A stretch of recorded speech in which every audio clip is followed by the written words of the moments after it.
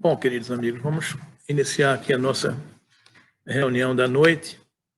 E nesta noite a gente vai conversar sobre esse tema que nos foi proposto pela casa, que é sobre as varas da videira, não é isso, professor?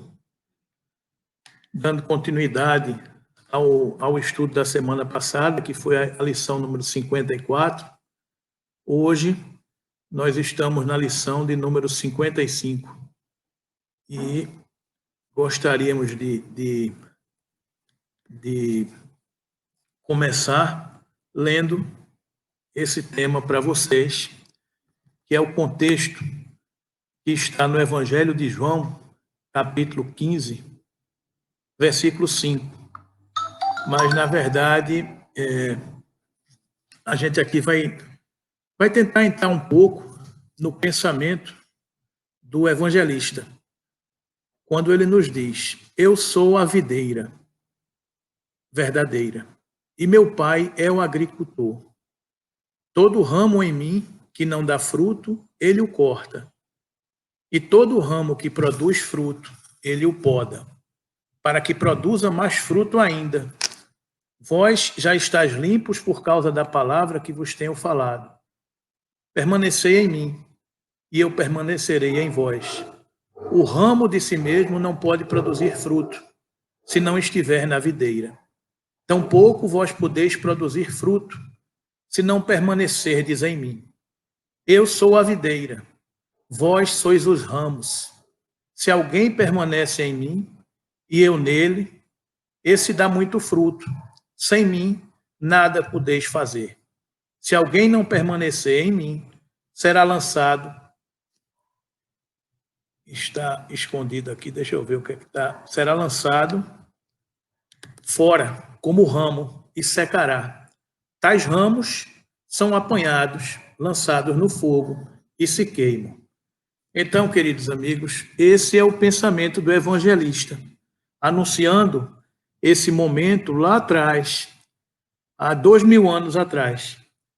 Se ainda hoje muita gente tem dificuldade de compreender o pensamento do evangelista João, o que é que ele estava dizendo, avalia 2000 anos atrás, não é?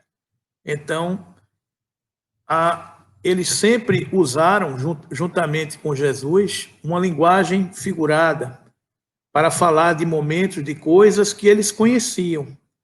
Então, ele traz o exemplo aqui de uma videira, onde ele diz que eu sou a videira, Jesus é a videira.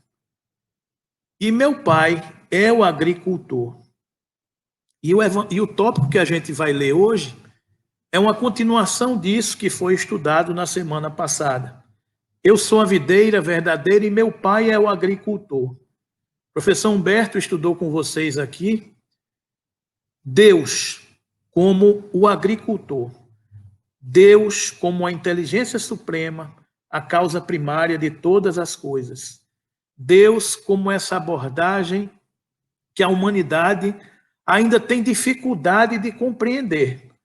Tanto é que há quase 2000 anos, nós ainda temos uma interpretação em muitas escolas religiosas de que Deus, Jesus e o Espírito Santo é uma única coisa, é o Deus Trino, é a Trindade Santa, como a Igreja Católica Apostólica Romana interpreta e entende até hoje.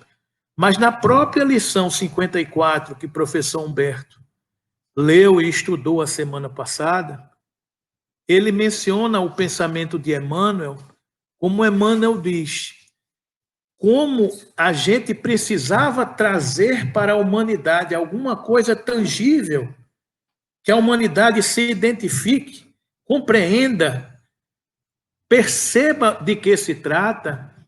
Eu empresto o meu filho, Jesus, para que ele personifique esta perfeição que pode se aproximar de Deus. Porque para nós espíritas, sabemos que Jesus é o espírito mais perfeito que já habitou o planeta Terra, que habita o planeta Terra. Jesus é um espírito perfeito.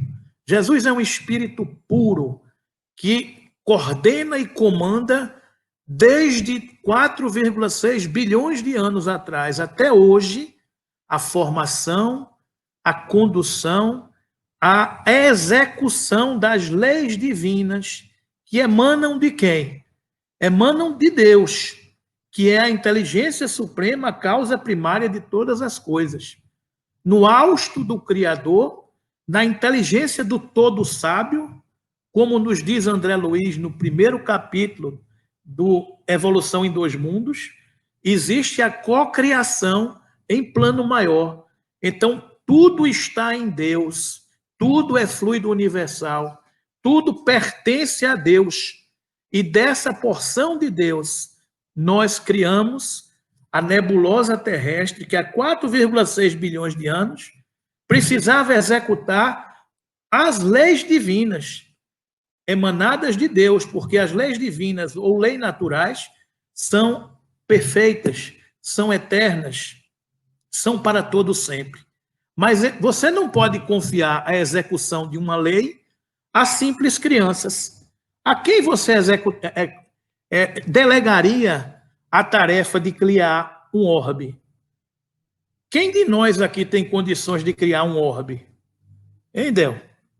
A gente já tem condições de criar a nossa própria casa com tranquilidade. A gente ainda tem dificuldade de administrar a nossa casa.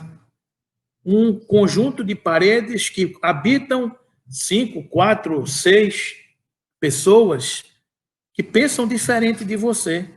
E nós temos dificuldades de tomar conta desta casa.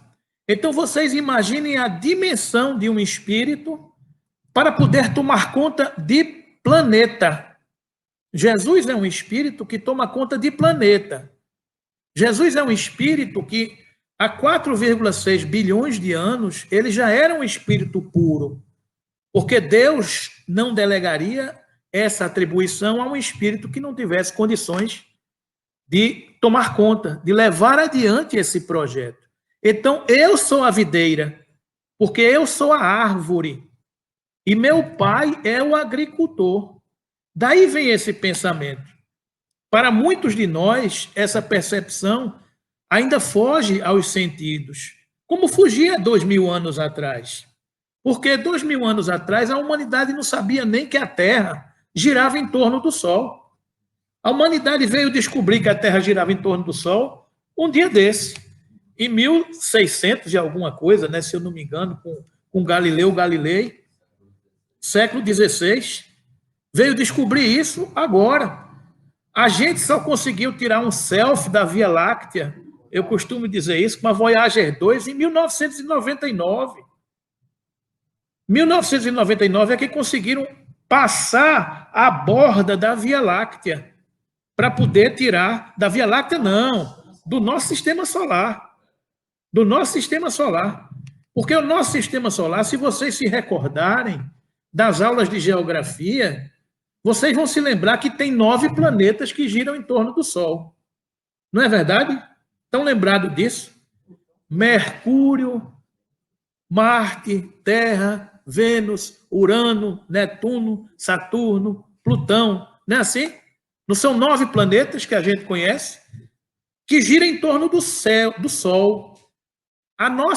O nosso sistema solar fica onde, meus queridos amigos? Na Via Láctea. A Via Láctea é o quê? É uma galáxia. Vocês sabem quantas estrelas iguais ou maiores que a Terra existem na Via Láctea?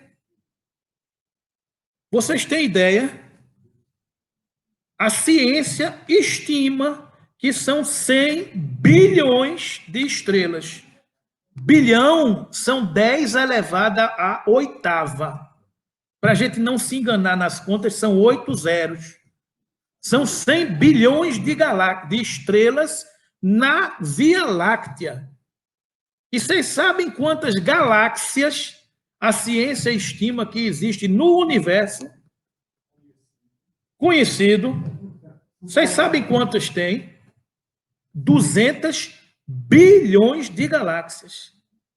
Então, a gente está dizendo o seguinte: Jesus é o governador do planeta Terra, que é um planeta que gira em torno de uma estrela, das 100 bilhões de estrelas, que está numa galáxia, das 200 bilhões de galáxias, de um universo que a gente conhece. Mas já tem teorias que são multiversos. Quem é Deus? Embora essa extraordinária estudo, embora essa condição dele lhe permita atuar também Eu estou calado aqui, viu, gente, da live, porque o professor Humberto está intervindo, dizendo que essa característica dele permite, como espírito crístico, atuar em outras dimensões. A gente está dizendo isso sem a autoridade de compreender que Jesus já deve ter evoluído. Talvez hoje Jesus já seja coordenador de sistemas solares. Porque do jeito que existe um espírito puro e perfeito, eleito do Senhor, como está lá no caminho da luz, rezam as tradições que por 2 vezes espíritos escolhidos e eleitos do Senhor, dos quais Jesus é um dos membros, Gênese Planetária, 1º capítulo do livro A Caminho da Luz. Jesus é um dos espíritos eleitos do Senhor Supremo do Universo. Quem é o Senhor Supremo do Universo? Deus. Quem é Jesus? O espírito mais perfeito que já passou pela Terra. Tem algum problema a gente confundir Deus com Jesus? Até a doutrina espírita surgir? Não. Porque faltava elementos para compreender tudo isso. Por isso que a doutrina espírita é a terceira revelação. Para dizer, meu irmão, são 100 bilhões de estrelas. Cada estrela com não sei quantos planetas. E tudo isso, queridos amigos, está no fluido universal. Vocês estão entendendo? Então, Jesus, quando vem, ele vem para dizer, eu sou a videira, meu pai é o agricultor. Ou seja, Deus executou o seu pensamento através de um espírito com a capacidade crística, porque ele chegou no topo da escala espírita, questões 100 e seguintes do Livro dos Espíritos, escala espírita, espíritos de primeira ordem, espíritos puros. Qual é o exemplo que a gente conhece de um espírito puro? Jesus de Nazaré, espírito da esfera crística. Então, esse espírito coordena e comanda a formação do planeta Terra há 4,6 bilhões de anos. Há 2.000 anos atrás, ele foi a segunda vez que ele veio, que esses espíritos se reuniram próximos à Terra. A primeira vez foi quando resolveram criar a Terra. Uma nebulosa desprendeu-se do Sol e formaria-se um novo planeta. A primeira vez, esses espíritos se reuniram perto da Terra e disse, Jesus, a gente vai criar um novo planeta nesse sistema solar e você vai ser o coordenador desse planeta. E o mandato dele só está durando 4,6 bilhões de anos até hoje. Né? Coordenação dele, né? E o mandato dele só está durando 4,6 bilhões de anos. Até hoje. Não é isso? Hein? Nem houve, não sei. Se houver, eu antecipo meu voto. Pronto. Então, queridos amigos, a questão é que eles se reuniram essa vez e a outra vez que eles se reuniram foi para quê? Foi quando decidiram que ele estava precisando vir ao planeta. Para quê? Para personificar uma identidade. As pessoas não conheciam o Messias, as pessoas não conheciam Deus. Então as pessoas precisavam identificar. Hoje, se a gente fala Jesus, todo mundo fecha os olhos e imagina o Nazareno, aquele olhar meigo, aquele cabelo batendo nos ombros. Não é assim que a gente imagina Jesus? Porque ele precisava vir para identificar as pessoas. E ele precisava vir para dar continuidade à lei de Moisés, que era a lei de justiça, que foi um espírito enviado por Jesus para que viesse educar a humanidade. Então ele vem e depois de 2000 anos, depois de 1300 anos, Jesus vem ao planeta Terra, personifica a lei de amor e vem conduzir o rebanho terrestre. Eu costumo dizer que é uma reflexão minha, que eu imagino que a transição do planeta Terra começou ali. Começou com Jesus. Já afirmou? O professor também já afirmou isso. Porque nós somos os trabalhadores da última hora, meus irmãos. O que é que significa 2000 anos diante de 4,6 bilhões de anos? Façam a conta. Façam a conta. Então a humanidade havia progredido e chegou num determinado momento de dizer, eu agora vou.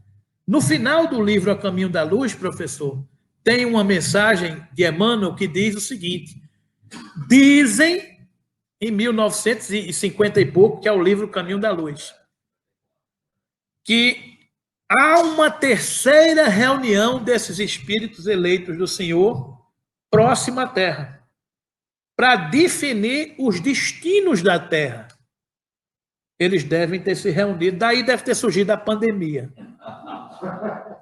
Dessa reunião dos senhores supremos do universo, eleitos pelo Senhor Supremo do Universo, deve ter surgido a pandemia. Eles devem ter se reunido para dizer o seguinte, eu vou entrar numa teoria aqui, porque eu já comecei a falar, eu vou falar. Vocês já ouviram falar no tal do dia D? Não já ouviram falar no tal do dia D, do ano de 2019? O tal do dia D, o que há algumas teorias por aí que falam é o seguinte, o homem foi à Lua no ano de 1969. Para ir para a Lua, a humanidade dominou uma tecnologia chamada fusão nuclear. Então, fusão nuclear é a capacidade que tem os foguetes de saírem da órbita terrestre e chegarem na Lua. Só que essa brincadeirinha, ela pode fazer bomba atômica, como fez bomba atômica. Essa brincadeirinha pode desequilibrar o equilíbrio e a harmonia do nosso sistema solar. Então, vocês imaginem um pai que começa a olhar para as crianças e diz, não, a criança está brincando só com o fósforo. Então, o fósforo, o máximo que pode fazer com esse seu livre-arbítrio é queimar o dedinho. Agora, se você já vai começar a brincar com um maçarico, um lança-chamas, aí você, epa, essas crianças estão brincando com fogo. E talvez eles não tenham livre-arbítrio suficiente para dominar o que eles estão dominando. Vamos ver o que é que eles vão fazer. Elevação moral. Vamos dar 50 anos a eles para ver o que é que eles vão fazer. Então, 2019 vem desse prazo de 1969, mais 50 anos. Se daqui para lá eles não acabarem com o mundo com a guerra atômica, a gente vê o que é que vai fazer. E Divaldo já disse numa mensagem dele que estava previsto para a humanidade algo mais grave do que a pandemia, pelas nossas dificuldades de não seguir a videira, que João nos fala aqui, nos menciona aqui. Por não seguirmos a videira, estava previsto algo mais grave. Mas pelo amor de Deus e pela interferência do Cristo Jesus, mandaram só a pandemia. Quem sabe se essa referência ao fogo não seria simbólica, exatamente. Olhem o texto de João que o professor Humberto está falando. Eu sou a videira verdadeira e meu pai é o agricultor. Todo ramo em mim não dá fruto. Todo ramo em mim que não dá fruto, ele corta. O que é que significa isso, meus queridos amigos? O ramo, quem são o ramo? Somos nós. Está aqui no item 5. Eu sou a videira, vós sois os ramos. Nós somos os ramos do Cristo. O ramo que não dá fruto, ele corta. O que é cortar? Expurgar. Até logo. Pegue carona numa cauda de cometa e vá para outro orbe. Um outro mundo de expiações e provas ajudar a fazê-lo progredir. E todo ramo que produz fruto, ele o poda, para que produza mais fruto ainda. O que é que a gente faz com uma árvore para ela crescer e dar mais fruto? A gente poda para ela crescer, frutificar mais. O que ele está dizendo aqui é que ele corta, ele poda, é para a gente ir dominando as nossas más inclinações para adquirirmos a nossa transformação moral. Vós, oi? O Clometa é um mundo em formação. Mas há uma frase que vai mencionar isso, o palito de fora e a bomba. Será o planeta Chupão? Eu acho interessante. Nós não podemos dispor do que eu não posso repor. Isso.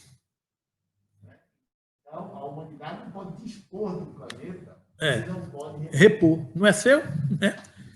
Então, o que é que ele diz aqui? Vós já estáis limpos por causa da palavra que vos tenho falado.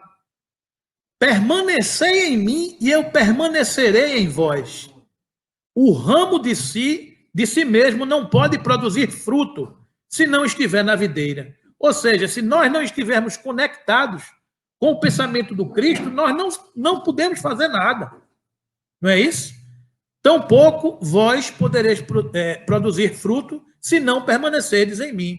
Eu sou a videira, vós sois os ramos. Se alguém permanece em mim e eu nele, esse dá muito fruto. Sem mim, nada podeis fazer. Se alguém não permanecer em mim, será lançado fora, como ramo, e secará. Tais ramos são apanhados, lançados no fogo e se queimam.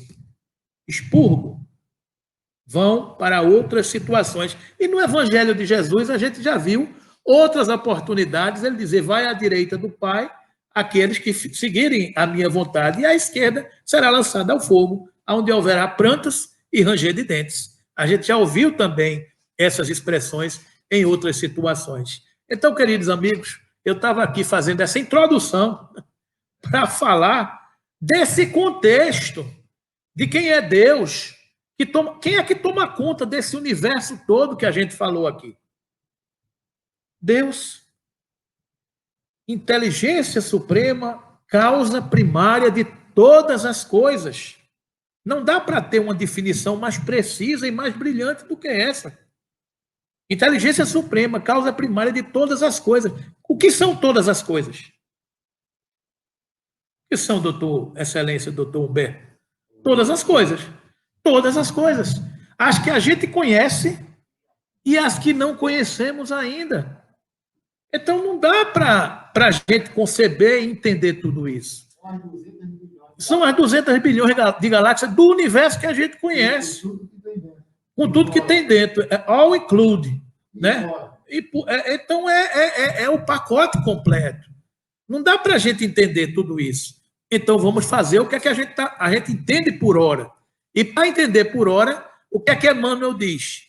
Jesus é o bem maior e amor é o bem maior e amor do princípio. Todas as noções generosas da humanidade nasceram da sua divina influenciação. Com justiça, asseverou aos discípulos nessa passagem do Evangelho de João, que seu espírito sublime representa a árvore da vida e seus seguidores sinceros as frontes promissoras, acrescentando que fora do tronco os galhos se secariam, caminhando para o fogo da purificação. Jesus é o bem maior e amor do princípio. Questão 625 do Livro dos Espíritos. Quem é o espírito mais perfeito que já passou pelo planeta Terra e que pode nos servir de guia e modelo? Quem é? Jesus. Ele é a referência. O que é que ele disse a seus apóstolos?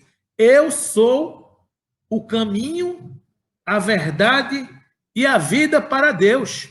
E ninguém chegará ao Pai senão por mim. ele vem para se colocar diante dessa lei, para mostrar o caminho, para exemplificar a verdade, para dar testemunho da sua vida. Foi por isso que ele veio.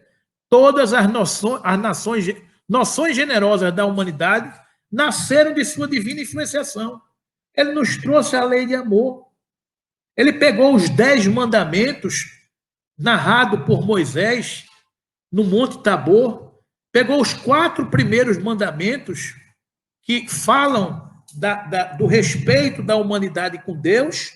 Ele resumiu dizer: amar a Deus de toda a força do teu coração, de todo o teu espírito, de toda a alma.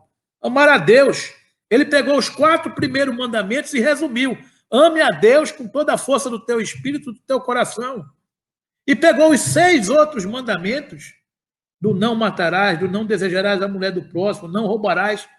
Ele pegou e relacionou tudo isso com ame ao próximo como a si mesmo. Acabou. Ele pegou 10 mandamentos e resumiu em 2 frases, revelando a lei de amor. Os 4 primeiros mandamentos que faziam menção ao respeito a Deus, ele disse: ame a Deus acima de todas as coisas. E os outros mandamentos que falavam da relação com o próximo, ele disse: ame ao próximo como a si mesmo. Então Jesus pega tudo isso, porque é uma característica de espírito puro, de espírito superior. É falar pouco e dizer tudo. Um espírito superior diz uma frase e diz tudo. Não precisa enrolar, rodear, porque está tudo dito ali.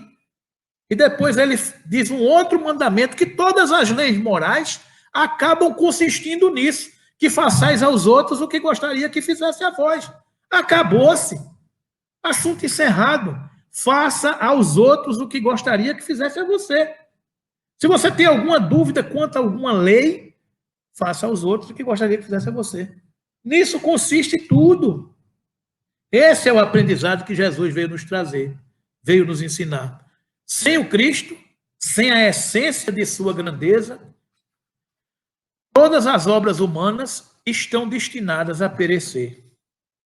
Vejam, sem o Cristo, sem a essência de sua grandeza, todas as obras humanas estão destinadas a perecer. Por quê? Por que todas as obras humanas estão destinadas a perecer? Porque Jesus é essa videira eterna, permanente. Se a gente não está conectado nessa videira, sem o Cristo, nós não somos os ramos. Se nós nos afastarmos da videira, o que é que acontece com um ramo? O que é que um galho acontece se afasta de uma árvore? Murcha, seca, se acaba, perece. Sem o Cristo. O Cristo é o quê? A videira. Sem a sua essência, sem a sua seiva, sem o seu alimento de sua grandeza, todas as obras humanas estão destinadas a perecer. Estão entendendo, queridos amigos? De que nós precisamos mais nessa pandemia? De que é que nós estamos precisando mais nesses dias difíceis? O que é que está alimentando as nossas vidas? O que é que está fazendo falta ao nosso dia a dia? Por que a gente está feliz quando as portas se abrem? Por que a casa espírita, as instituições religiosas, de uma forma geral, são o caminho, a conectividade para nos ligar e alimentar a nossa fé?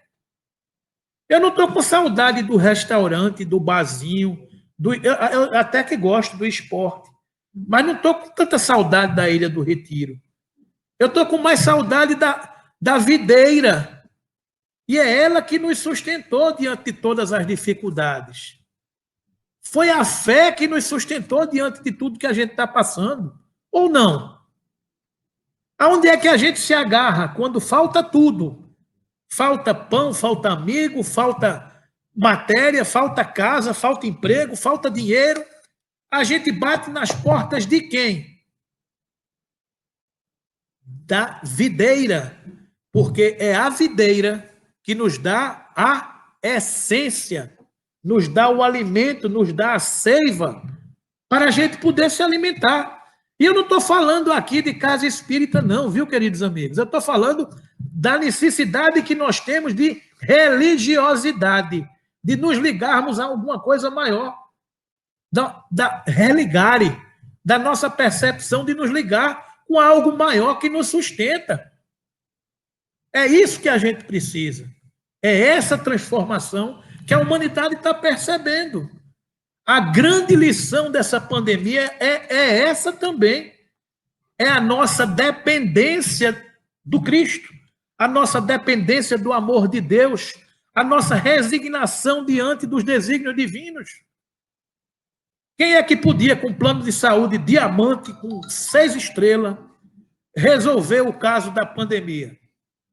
Eu tenho um plano de saúde diamante, sextavado, não sei o quê, e o outro na favela não tinha nenhum. A dor nivelou, meus queridos amigos. A dor igualou a todos. Não tinha ninguém melhor do que ninguém. Todos estão iguais. Todos nivelaram-se. E diante de todos nós, quem comanda? Deus.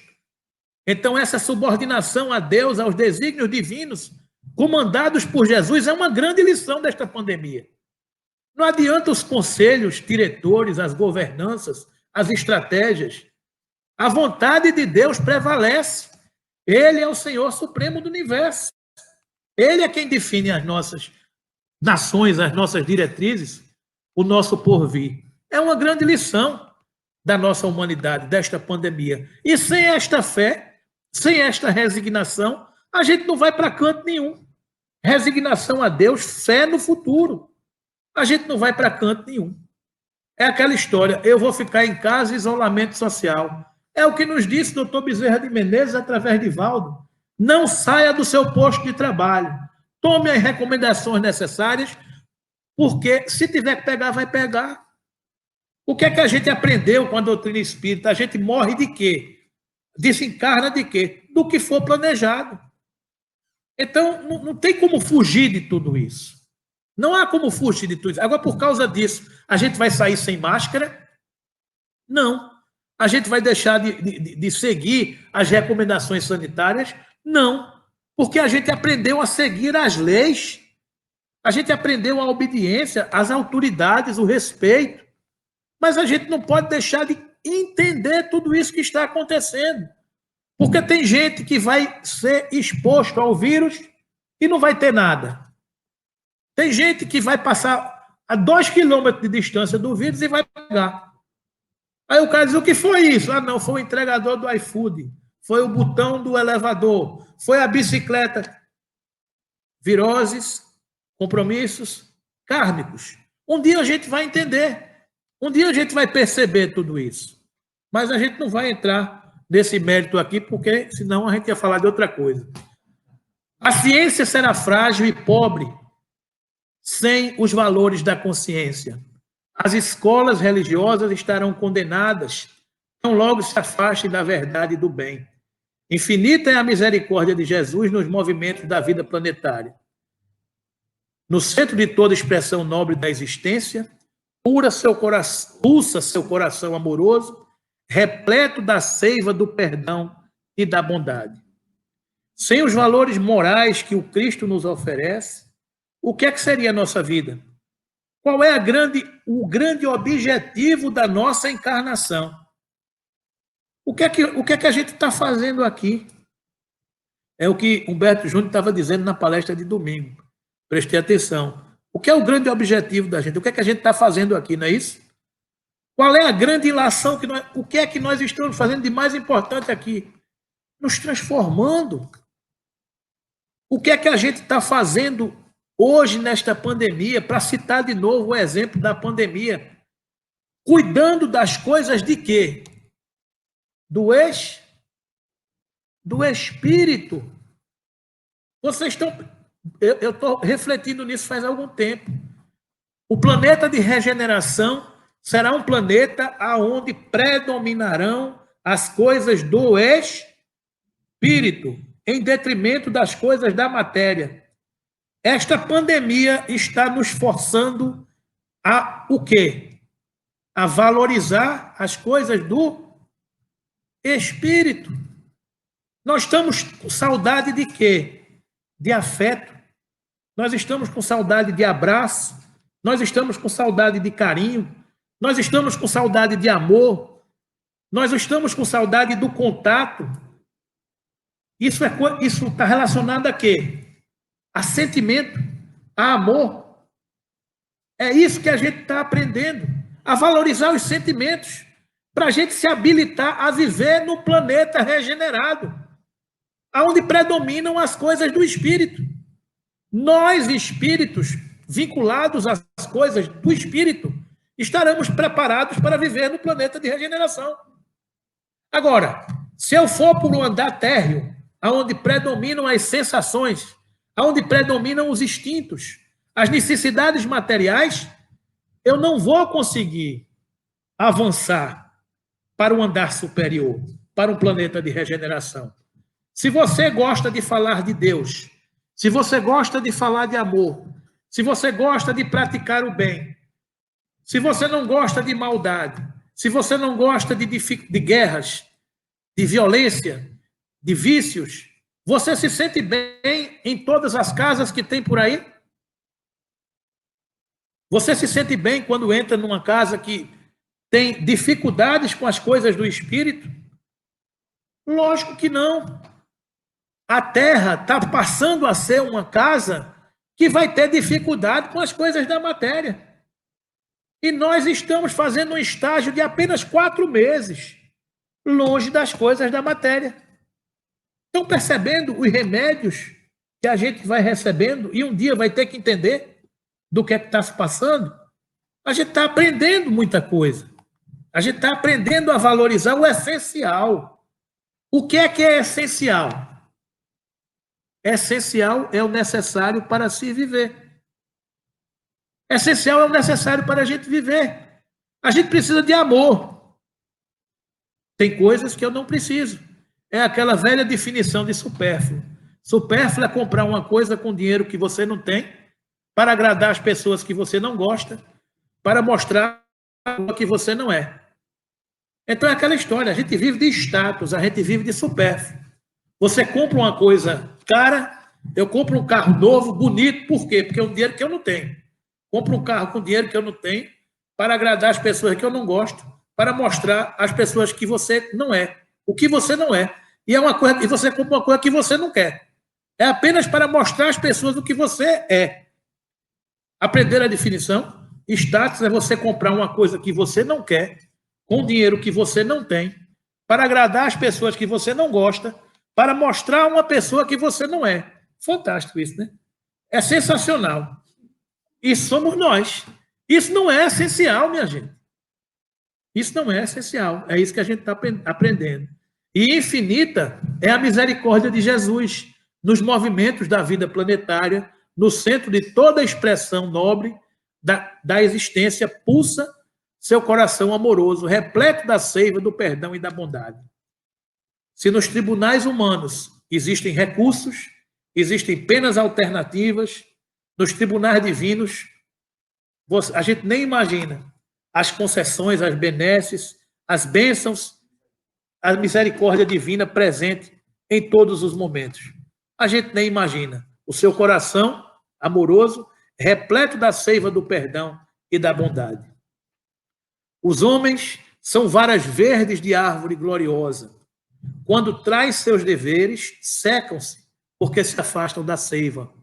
Rolam ao chão dos desenganos, para que se purifiquem nos fogos dos sofrimentos reparadores, a fim de serem novamente tomados por Jesus, a conta de sua misericórdia para a renovação. A gente já secou algumas vezes, queridos amigos. Quantas vezes a gente já se afastou da videira? Inúmeras vezes. Inúmeras vezes a gente já secou. E graças à misericórdia divina, a gente teve novas oportunidades de tornarmos a florescer. Ele está falando aqui de quê? De reencarnação. São as oportunidades que nós estamos tendo de recomeçar, de ter mais um início, de ter mais uma fonte de trabalho, mais um momento de lutar e de construir. É isso que ele está dizendo aqui.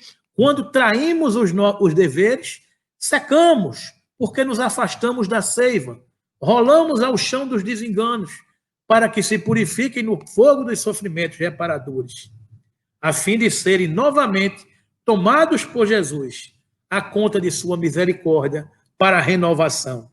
Uma coisa que eu costumo dizer é o seguinte, é que está difícil reencarnar. Está difícil reencarnar. Eu gosto de dizer isso muito, porque hoje em dia os casais não estão mais priorizando a maternidade. Estão priorizando o seu desenvolvimento, o seu futuro, a sua perspectiva. E no planeta de transição está cheio de espírito precisando reencarnar. Está cheio de espírito precisando de corpo. Está cheio de galhos que secaram, precisando de uma nova oportunidade para florescer, para ver se segue adiante. E está faltando corpo. Então, hoje em dia, qualquer coisa, o espírito nasce de qualquer jeito. Liga no telefone, diz, meu amor, já engravidou. Porque o espírito precisa nascer, precisa reencarnar. Então, é a necessidade dos corpos, dos espíritos precisando de corpo. Né? Então, é um momento que a gente está passando. É razoável, portanto, positivemos nossa fidelidade ao Divino Mestre, refletindo no elevado número de vezes em que nos ressecamos no passado, apesar do imenso amor que nos sustenta em toda a vida. É razoável, portanto, positivemos nossa fidelidade ao Divino Mestre. Essa é uma coisa muito importante. No mundo em que campeiam os ídolos transitórios, no mundo em que está repleto de pessoas que têm ídolos vazios, a referência que a gente tem que ter, sendo cristão, nos propondo a ser cristão, é identificar Jesus como guia e modelo. Quem é a referência das nossas vidas? Não é? Então, isso muitas vezes, para mim, é uma reflexão de que quando eu estou numa dificuldade e muitas vezes eu não tenho o que fazer, não sei o que fazer, a reflexão que me ocorre é o seguinte: o que é que Jesus faria se estivesse em meu lugar? Porque nessa hora que você está refletindo dessa forma, você está orando. Porque na hora que você coloca para refletir como Jesus agiria, você está orando. E esse pensamento vem em seu socorro. Agora, por que a gente quer saber como é que Jesus agiria? Porque Jesus é a nossa referência. A gente quer seguir Jesus, porque ele é caminho, verdade e vida. Eu acho que foi o professor Humberto que disse essa semana, mencionando Paulo Coimbra, que dizia que você é santo? Não, não sou santo, não. Quando ele fazia alguma coisa excepcional, então, assim, você quer ser santo? Assim você quer ser santo. Eu estou fazendo força. Aí ele diz assim, quero, sei que não vou conseguir, mas querer. O professor Humberto está narrando aqui a história de um grande amigo, Paulo Coimbra, um grande orador espírita, que ele dizia o seguinte: quando ele fazia algo, os colegas dele diziam, não, assim não, porque você quer ser santo. Aí ele disse, eu quero, estou fazendo muita força para ser santo. Então, esse é o nosso propósito da nossa encarnação. Esse é o grande objetivo da nossa encarnação. Como é que se conhece o verdadeiro espírita? Pela sua transformação moral e pelos esforços que empreende para domar as suas más inclinações. Como é que a gente se transforma moralmente? A gente se transforma moralmente seguindo o maior código moral já revelado para a humanidade. Que código moral foi esse revelado pela humanidade? O Evangelho do nosso Senhor Jesus. Personificado no Sermão das Bem-aventuranças, capítulo 5, 6 e 7 do Evangelho de Mateus. Quem estudar aqueles 3 capítulos pode ter certeza que você está entendendo o código moral que vai definir a sua vida, vai definir o seu roteiro. É isso que a gente precisa definitivamente implementar nas nossas vidas. Porque a gente só vai se transformar bebendo dessa seiva. A gente só vai se transformar passando, escolhendo a porta estreita. A gente só vai conseguir se transformar se a gente seguir seus passos. A gente não vai se transformar de outras maneiras. É claro que é difícil seguir Jesus. É difícil seguir Jesus. Por quê? Porque as facilidades do mundo material eram grandes. Estou falando eram porque nesse novo normal que estão dizendo que vai ter aí, eu não sei como serão. Quem souber, é a pergunta de $1 bilhão, né? Quem souber como é que vai ser o amanhã, que diga, né? Eu não sei. Quem souber, que diga.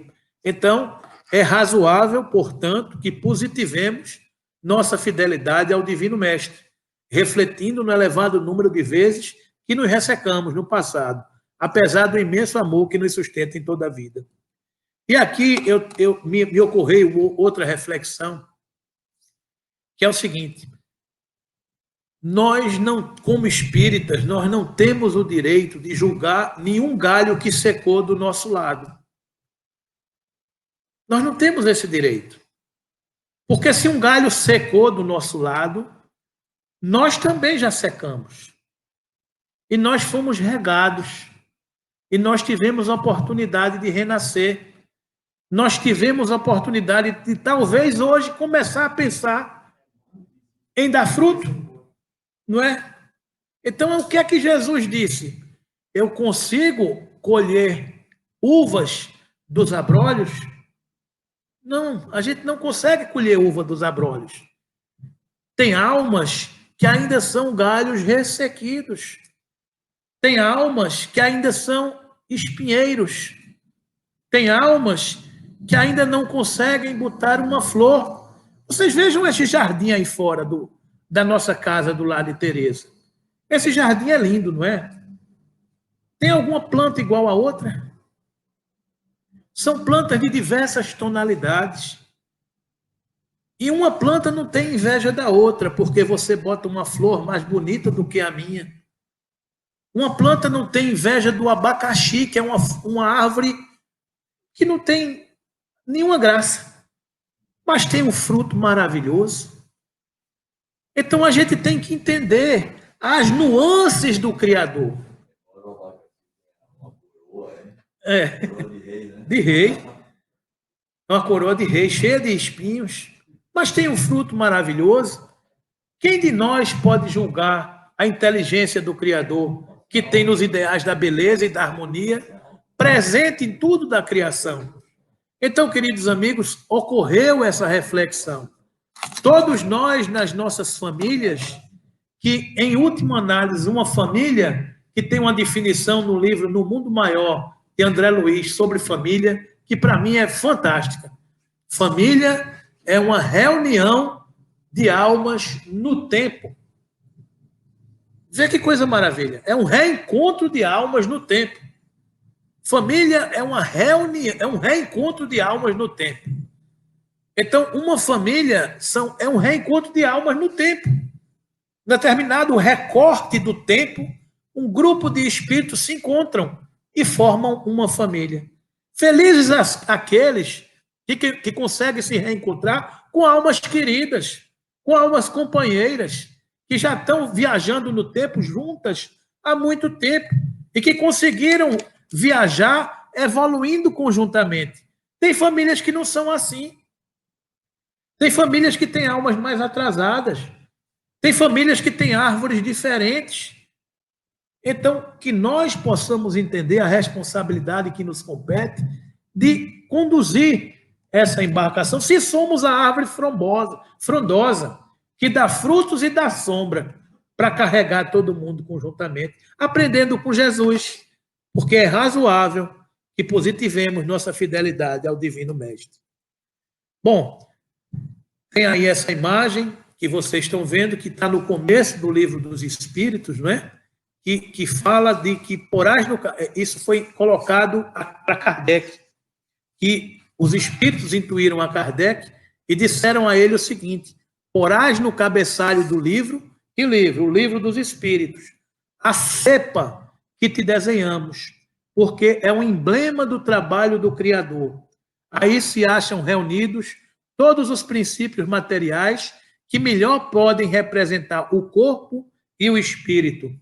O corpo é a cepa, o espírito é a seiva, a alma ou espírito ligado à matéria é o bago, o homem que te essencia o espírito pelo trabalho, e tu sabes que é somente pelo trabalho do corpo que o espírito adquire conhecimentos.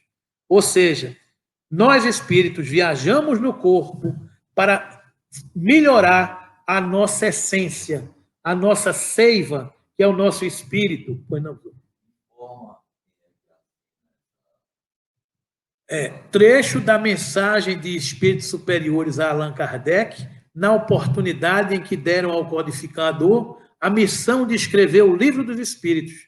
Conferi em Os Prolegômenos, texto colocado logo após a introdução desse livro e assinado por São João Evangelista, Santo Agostinho, São Vicente de Paulo, São Luís, o Espírito de Verdade, Sócrates, Platão, Franklin Swedenborg, entre outros.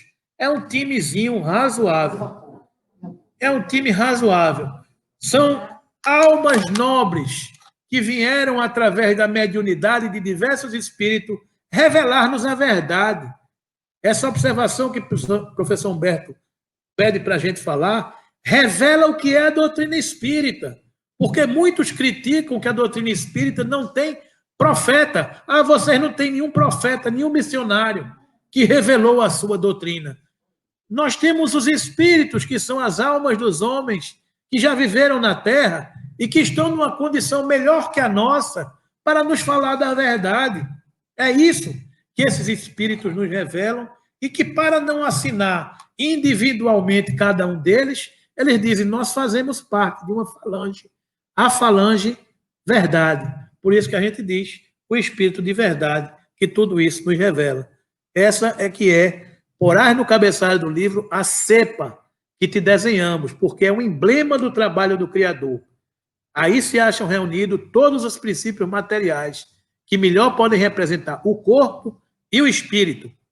O corpo é a cepa, o espírito é a seiva, o corpo é a embalagem, o espírito é o que está na essência, é o que se frutifica, é o que evolui para se tornar quintessenciado. Não é isso? Quando Jesus penetra o coração de um homem, converte-o em testemunho vivo do bem e manda-o a evangelizar os seus irmãos com a própria vida. E quando o homem alcança Jesus, não se detém pura e simplesmente na estação das palavras brilhantes, mas vive de acordo com o Mestre, exemplificando o trabalho e o amor que iluminam a vida, a fim de que a glória da cruz se não faça vã. Esse texto que está em Pão Nosso, na lição 138, isso merece ser colocado num cartaz para a gente ler todo dia de manhã quando acorda e ler todo dia de noite quando vai dormir. Porque quando Jesus penetra o coração de um homem, converte-o em testemunho vivo do bem. Será que eu já tenho Jesus penetrado no meu coração? Será que eu já sou esta alma que, como o apóstolo Paulo dizia, não sou eu mais que vivo, mas é o Cristo que vive em mim? Porque as ações de uma alma tocada e preenchida pelo Cristo se modificam. Os nossos impulsos se modificam. A nossa capacidade se modifica. Por quê? Porque é o Cristo que vive em mim. Eu tenho um reflexo do Cristo. Então eu sou completamente transformado. Não é? E saia a evangelizar os seus irmãos com a própria vida. E quando o homem alcança Jesus, não se detém pura e simplesmente na estação das palavras brilhantes, mas vive de acordo com o Mestre, exemplificando o trabalho e o amor que iluminam a vida, a fim de que a glória da cruz se não faça vã. Eu vou concluir, por causa do horário aqui, da gravação, dizendo o seguinte: São Francisco de Assis, quando estava perto de desencarnar, disse aos seus discípulos, vão, sigam, preguem o evangelho. Se necessário for, falem alguma coisa. Se necessário for, falem alguma coisa. Preguem com a sua vida, preguem com o seu testemunho, preguem com as suas ações, preguem com o seu amor. Essa que é a realidade, queridos amigos. Que a gente entenda e consiga compreender que Jesus é amor, que Jesus é paz, que Jesus é harmonia.